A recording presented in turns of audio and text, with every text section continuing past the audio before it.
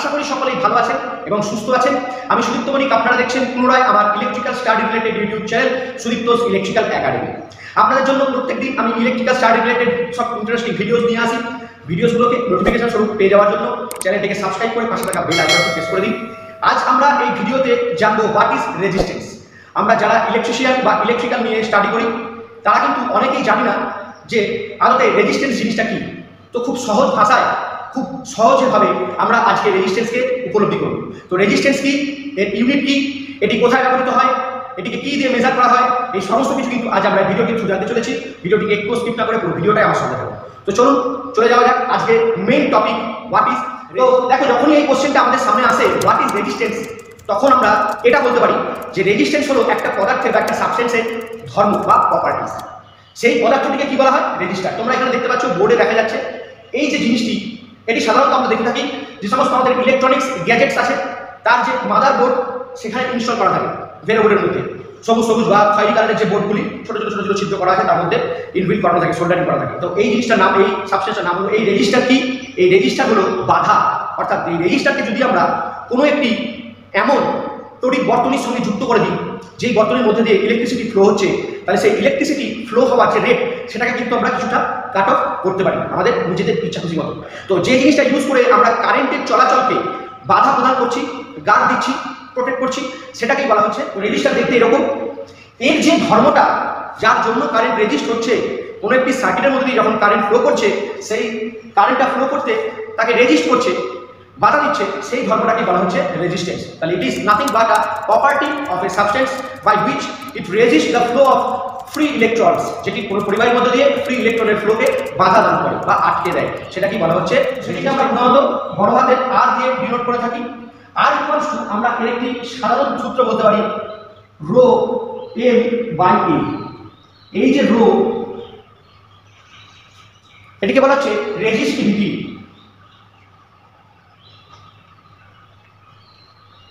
Resistivity এর কি?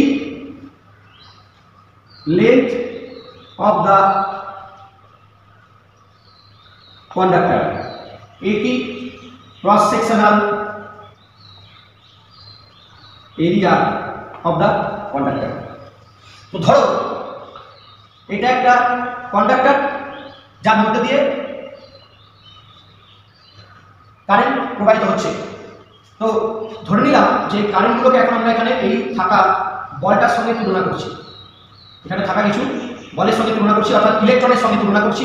ইলেকট্রনের ফ্লো মানে তো কারেন্ট, তাহলে ইলেকট্রন ফ্লো করলে কারেন্ট ফ্লো করবে। তো দেখা গেল ইলেকট্রন ফ্লো করছে এদিকে, তাহলে কারেন্ট, ইলেকট্রন যদি এদিকে ফ্লো করে তাহলে কারেন্ট এদিকে ফ্লো করবে। এখন এই যে ইলেকট্রন ফ্লো করছে সেটার পথটা যদি এরকম ফাঁকা থাকে, কোনো অবস্ট্রাকলস না থাকে, কোনো বাধা না থাকে, তাহলে সেই ইলেকট্রনটা খুব সহজেই চলাফেরা করতে পারে। কিন্তু যদি এর পথটা এরকম না থেকে কিছুটা এরকম হয়, তাহলে এই ইলেকট্রনগুলো যখন এর উপর দিয়ে রিভলভ করবে, সরবে, তখন একে কিন্তু বেশ উঁচু নিচু হয়ে হয়ে যেতে হবে, অর্থাৎ সে বাধা পেতে পেতে যাবে। তাহলে কারেন্টের রেট অফ ফ্লো অফ ইলেকট্রনটাকে আমরা কাট অফ করতে পারছি এই যে ধর্মটা আমরা ব্যবহার করলাম তার মাধ্যমে। তো এই যে ধর্মটা পদার্থের থাকে যার জন্য সেই কারেন্টকে ফ্লো করতে বাধা দেয় বা আটকায় বা লিমিট করে, সেটাকেই বলা হচ্ছে রেজিস্ট্যান্স, এই ধর্মটাকে। এবং যেটা লাগানোর জন্য এই পরিবাহীর মধ্যে ধর্মটা দেখা যায় সেটিকে বলা হয় রেজিস্টার। তো এই পরিবাহীর মধ্যে যদি আমরা বাইরে এক্সটার্নাল রেজিস্টার লাগাই সেটা তো অন্য ব্যাপার, কিন্তু প্রত্যেকটি পরিবাহীর মধ্যে দুটি ধর্ম থাকে। একটা হলো কন্ডাক্টেন্স আর একটা হচ্ছে রেজিস্ট্যান্স।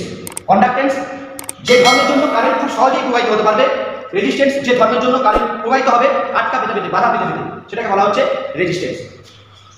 কন্ডাক্টেন্সকে আমরা জি দিয়ে প্রকাশ করি এবং রেজিস্ট্যান্সকে আর দিয়ে প্রকাশ করি। আর ইকুয়ালস টু, এটা বলা যায় 1/G।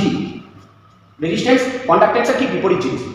তো সেটা বলছিলাম যে যদি এখন এই লেন্থটা যতটা দূরত্ব সেটাকে এল দিয়ে ডিনোট করি, এটার যে ব্যাস আছে, অর্থাৎ এটাকে যদি এইভাবে দেখি ফ্রন্ট ভিউ থেকে, তাহলে যে ব্যাস আছে সেই ব্যাস ধরলে এর 2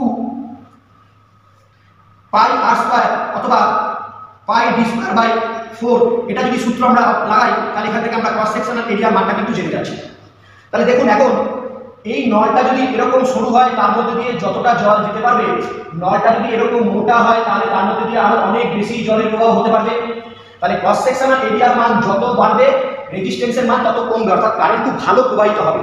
তাহলে ক্রস সেকশনাল এরিয়ার সাথে রেজিস্ট্যান্সটা কিন্তু ইনভার্সলি প্রপোর্শনাল, অর্থাৎ আর ইনভার্সলি প্রপোর্শনাল টু এ। এটা আমাদের 1 নম্বর সূত্র গেল।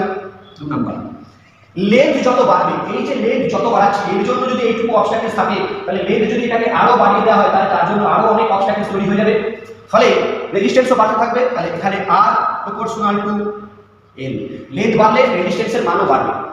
এই দুটো সম্পর্কের উপর বেস করে কিন্তু আমাদের এই রেজিস্ট্যান্সের ল, যেটি হচ্ছে R equals to rho L by A. এবং এখানে যে রোটা আমরা দেখতে পাচ্ছি, এই রোটা হলো বাংলায় যেটাকে বলা হয় তুল্যাঙ্ক রোধ, বা ইংরেজি টার্ম হলো রেজিস্টিভিটি। তো রেজিস্টিভিটি কি? রেজিস্টিভিটি বলতে গেলে এটাই বলা যায় যে যদি এটা একটি 3 ডাইমেনশনাল ফিগার হয় এবং এটা যদি আয়তন ধারণ করে থাকে 1 মিটার কিউব, এদিকে দৈর্ঘ্য 1 মিটার, প্রস্থ 1 মিটার এবং উচ্চতা 1 মিটার হয়, তাহলে তার আয়তন ভলিউম 1 মিটার কিউব হবে। তো এই 1 মিটার কিউব একটি পরিবাহী একক প্রস্থচ্ছেদের মধ্যে দিয়ে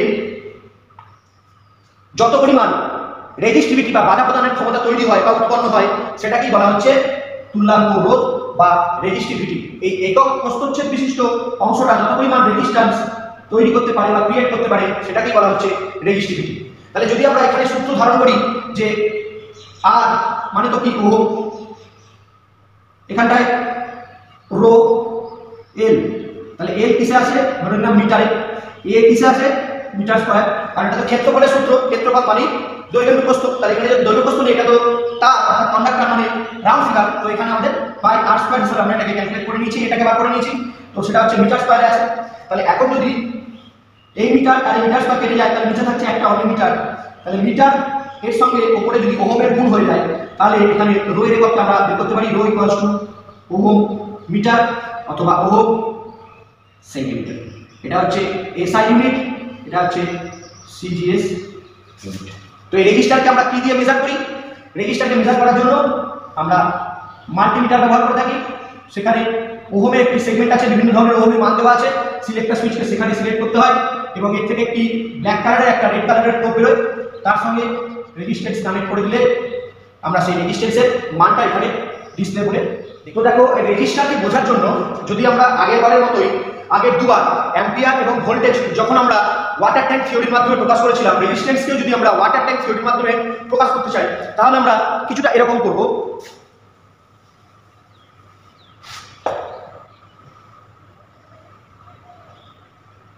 এটি একটি ওয়াটার ট্যাঙ্ক যার মধ্যে ওয়াটার ফিল অবস্থায় আছে, ওয়াটার ভর্তি অবস্থায় আছে এবং এখান থেকে একটা পাইপ লাইন নেমে আসছে। কোনো বাধা না থাকলে জলটা স্বভাবতই জলের উচ্চতা প্রেসারের জন্য জল স্বভাবতই পাইপ লাইনের থ্রুতে আউটলেট হবে। এবার যদি এই জায়গাতে আমরা একটা ভালভ ইউজ করি, সাধারণত আমরা যদি কল ইউজ করি, কলের উপরে যে মাথাটা থাকে চাকতিটা থাকে সেটা যদি ইউজ করি তাহলে কি হবে, জল এই পর্যন্ত এসে স্টোর হয়ে থাকবে যখন এই ভালভটা আমরা পুরো টাইট করে বন্ধ করে রাখবো। এখন এই ভালভটি কি করছে, এই জলটি আউটলেট হওয়ার যে রেট আছে সেটিকে পুরো বাধা প্রাপ্ত হচ্ছে। এখন যদি এই ভালভটিকে আমরা একটু খুলে দিই,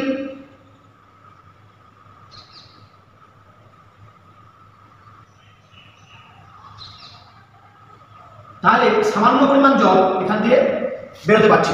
তাহলে এই ভালভ থেকে কিন্তু আমরা এখানে রেজিস্টার হিসেবে কাজ করাতে পারছি, কারণ রেজিস্টারের কাজ হলো ইলেকট্রনের ফ্লোকে বাধা দেওয়া। তা জল যদি এখানে ইলেকট্রন হয়ে থাকে বা চার্জ হয়ে থাকে, নেগেটিভলি চার্জ হয়ে থাকে, তাহলে নেগেটিভ চার্জকে বা ইলেকট্রনকে ফ্লো হতে বাধা দিচ্ছে কে, এই ভালভটি।